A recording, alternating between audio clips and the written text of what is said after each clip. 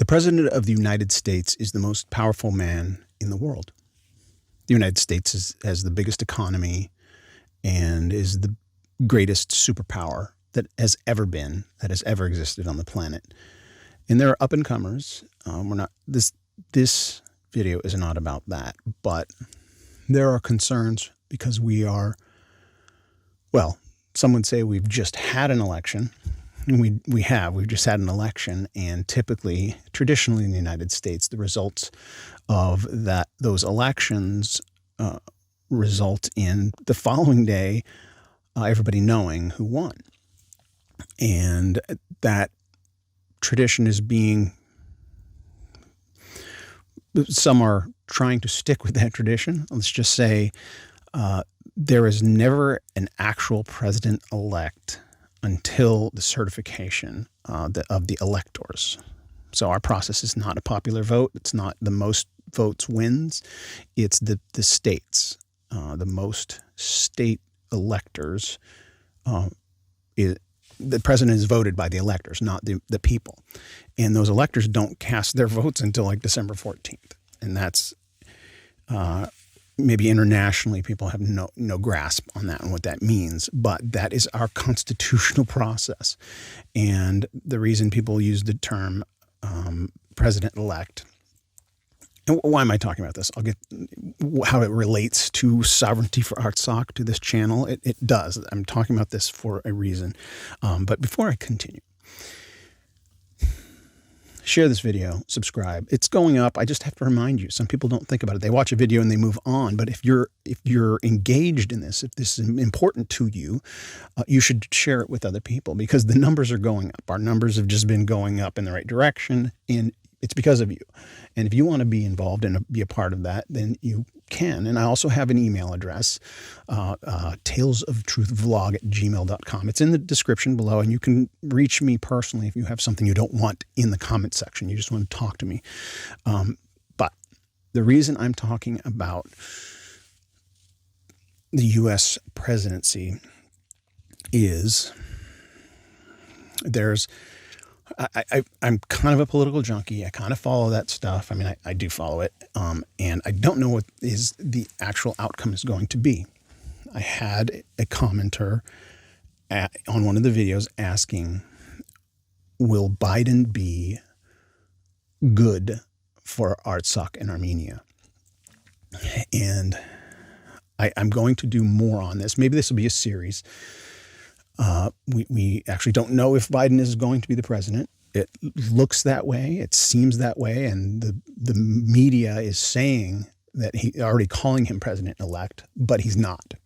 Until Donald Trump concedes or until the electors cast their vote, there is no president-elect. There just isn't. Donald Trump is the president of the United States as of the recording of this video. And Joe Biden apparently got more votes, and in the states he needed to get them. But we have a process in the United States called the justice system, and if there were illegalities, if there were irregularities and illegalities and fraudulent activity, like legitimately, that could affect the outcome, then it can be pursued. It's the right thing to do if it's glaring, if it's obvious, and if there's evidence. And so that's, Donald Trump is the president, and he can use everything in his power to assure that. And it should be everyone's desire. If corruption and fraud has been detected, everyone should want to know the results. So before I talk about if Biden will be good for Armenia and Artsakh, I would just want to make that clear that that's not a foregone conclusion. It's a likelihood, but not a foregone conclusion. Also, one of the things the current president, President Trump, did, one of his great claims of success is he's appointed more judges than any other president.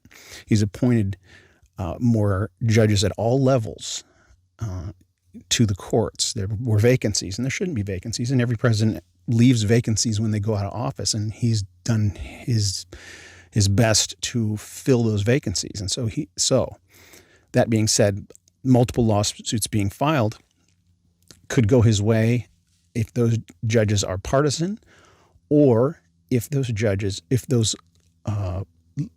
legal claims or disputes are proven by the letter of the law. The types of judges that Trump tends to appoint are constitutionalists, those who are originalists that believe that the Constitution is the law of the land and don't manipulate it. So my thoughts about a Biden presidency and how that will affect Artsakh. Well, we don't really know what is in store. We don't have any idea what Biden will do because he's not really done much in 47 years. And some of the things that were hailed as successes for him in the past, he's changed. There was a criminal justice reform that he passed and championed decades ago that kind of became an albatross around his neck in this election. So he turned, against it, saying it was the wrong thing to do. And there's a lot of, the politicians, not all of them, but a lot of them will change their stance just to get votes. And so you don't know where he really stands. And that's part of the problem. He didn't really campaign. The majority of Biden's statements that he made were Trump botched the coronavirus response. Okay, that's not a policy. Whether he did or didn't, you're not telling us what you would do, because everything I hear him saying is, we're going to fight the coronavirus, and he would just restate things that Trump has been doing in that regard. But as far as policy in other regards, foreign policies, I've heard even some of his own colleagues on his side of the aisle say Biden's foreign policy is one of his weak points. Also, has diminished capacity. I'm not saying he's incapable of doing anything, but it's what's called sunsetting. His cognitive abilities, his ability to multitask or even grasp complex ideas or make difficult decisions. If he becomes the president, I don't think he'll be making most of the decisions. I think, and we don't know who will. Who's been making the decisions in this campaign? For him not to go out and campaign, for him not to take stances, for him to avoid certain topics altogether. So if Biden does end up being the president, I think it is the worst case scenario for Artsakh in Armenia, not because he will do anything bad, but that he won't give any energy or attention to it. But that's just a speculation. I could be totally wrong. There are people on both sides of the aisle that understand this issue. And so maybe, I know Nancy Pelosi has been on this, and Adam Schiff, and Devin Nunes on the Republican side. So there's plenty of bipartisan support for this, but going all the way to the top to the president, here's bottom line. If Biden winds up as president, he's going to face exactly what Trump faced in his first term. Impeachment, criminal investigation. He's going to face all of those things. And the Mueller report came out saying there was no collusion between Trump and Russia. There was none. But there's substantiation, there's quite a bit of evidence, more evidence that Biden was in collusion with some foreign powers. I'm going to leave that there, but that may totally distract him and totally undermine any productivity.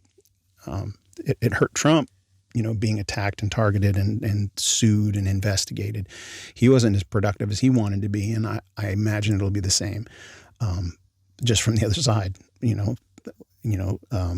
it's fair play. Like they did it to Trump. The Republicans will say, well, we're going to do it to Biden. You could say that the Democrats set precedent for it. And so I am going to continue. This is just kind of an introduction. There's some things that are kind of a bad sign for Armenia. There are portents of what genocide looks like, and I see some signs, and I'm going to do another video about this, but I just want to address that issue. What do I think? All right, share and subscribe.